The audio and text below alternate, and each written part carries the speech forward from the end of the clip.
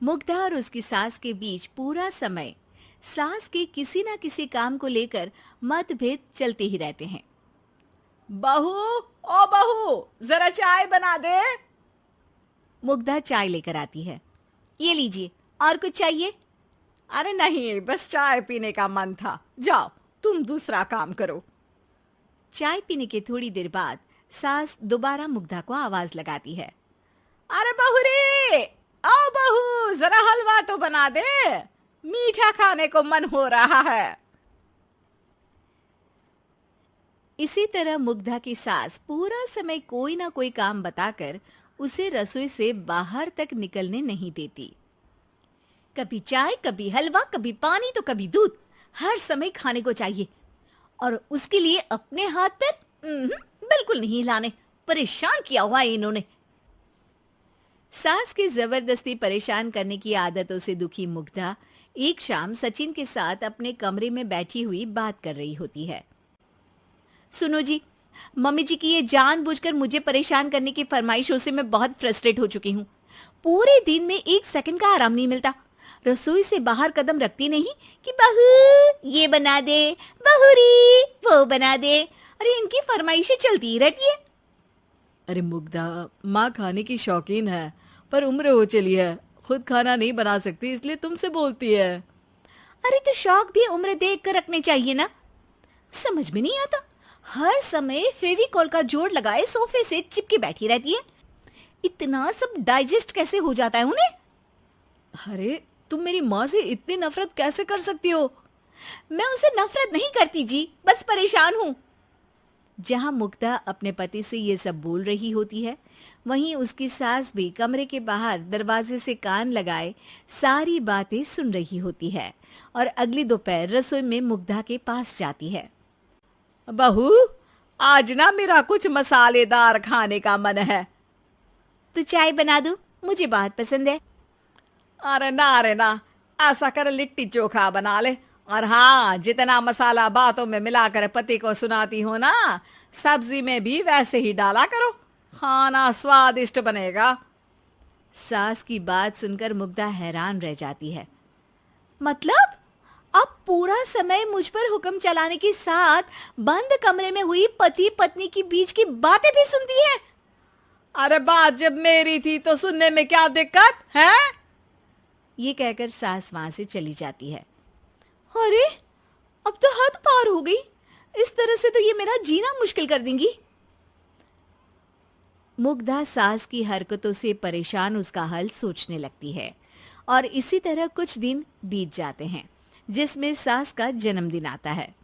मुग्धा बहुत खुशी के साथ अपनी सास को एंड्रॉयड मोबाइल गिफ्ट करती है। मम्मी, आपको सबसे बात करने के लिए बहुत दिक्कत होती है ना? कभी सचिन तो कभी मुझे बोलना पड़ता है, पर इस मोबाइल से आपको कोई दिक्कत नहीं होगी। एक जगह बैठे बैठे बहुत कुछ कर सकती हैं अब आप। मोबाइल देख सासू माँ खुश हो जाती है, पर उसे इस्तेमाल करना तो आता नहीं, इसलिए साइड में रख देती है। जिसे देख मुग्धा घर का सारा काम छोड़ मोबाइल सेट कर सास को इस्तेमाल करना सिखाने लगती है, जिसके बाद अब सास पूरा समय मोबाइल में ही लगी रहती है। हाय, जब से मम्मी को मोबाइल मिला है मेरी लाइफ में कितनी शांति आई है।